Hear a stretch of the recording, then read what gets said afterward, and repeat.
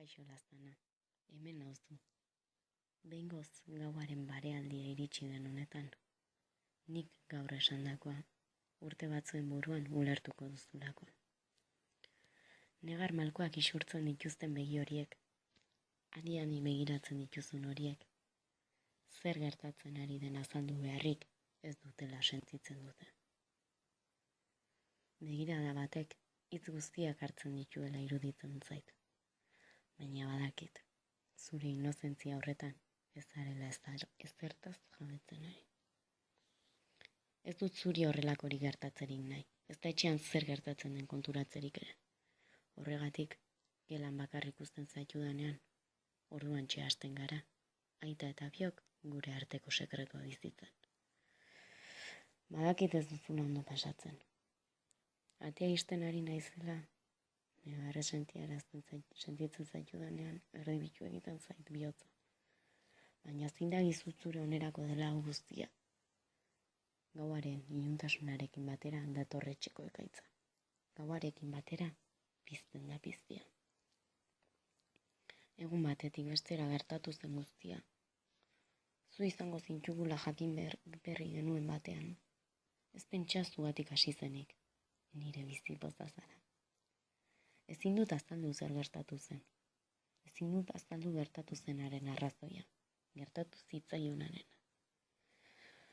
Gau batean gertatu zen metamorfosia. Pertsona izatetik diabro izatera pasa zen. Ezin nuen sinetsi. Ez nuen sekula esango pertsona baten beste aldazitekenik. Baina bai, nitekena. Maitasuna nuen bidelago.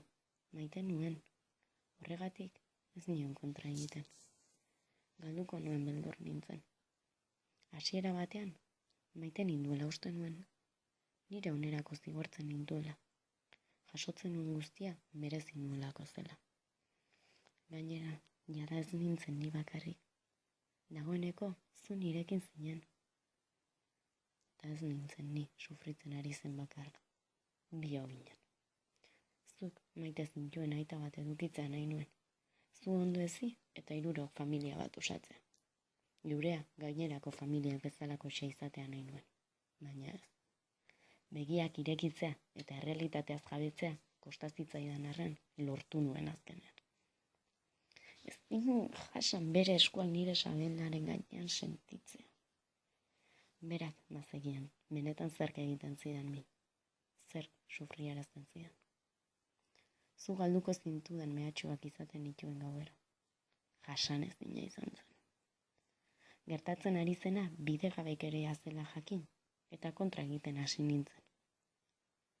Baina, beti bera garaien, eta ni menpeko. Ni naiz bazterrean bukatzen duena. Gorputza. Erabat minuta bukatzen duena. Egoera honek ez dit bizitzen uzten. Ez dut aurrera egin. Nola ezean ibiltzen naizela sentitzen dut. Zurekin nagoenean bakarri sentitzen naiz ni. Zure begiak niri begira. Zabalik antzematen ditudanean. Ulertzen auzula iruditzen zait. Izugarrizko indarra ematen didazu eta aitortu behar dut. Zu zarela bizitza honetan aurrera egiteko dudan arrazoi bakarra. Eguzki ezkutatzearekin batera. Iluntasuna bere lekuaz jabetzen denean, infernuan bizi naizela sentitzen dut. Bertatik atera ezinik. Egoera hori jasan, ostean, ametsak betetzen dituzten nire lorduak. Eta sumatzen dut, antzerako egoerak bizi dituzten, emakume askoren ametsekin bat egiten dutela. Asko baikara, edo horrela uste dut, behintzat egoera hau isilean bizi dugunak. Emakume asko aberi dira nire ametsetan. Bakardadeak hartzen ditu lehenik eta iluntasunak segidan. Beldurra da sentitzen dudana. Ez dakit nori eta zer esan. Ez da zer egin ere. Beldurra diot berari. Beldurra diot zu galtzeari. Ama izaten usteari. Xipenak hartzen hau askotan, baina zu ondoan zaitudala sentitzeak baztertu egiten ditu sentsazio hori guztiak. Egunen batean, zure ondoan ez banago. Eta hau irakurtzen ari bazara. Jaio zinenetik inork ez bezala maite izan zaitudala esan nahi dizut. Maitasunak itxutu egiten omen gaitu. Baina norbere autonomiari eutsi egin behar dio. Ez gaitzala ondokoak menpean hartu. Ez gaitzala beraren agarela sentiarazi.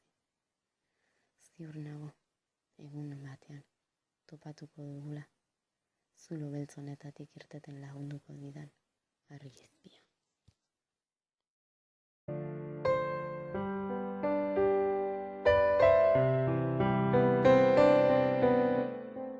Tristuraren zapatak jantzirik, sufrimenduarekin dantzan, oinutik egon nahi nuke,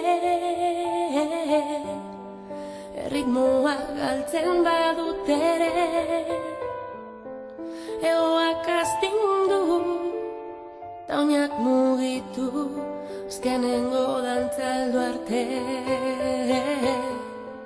Egoak astindu, ta oinak mugitu, azkenengo dantzaldu arte.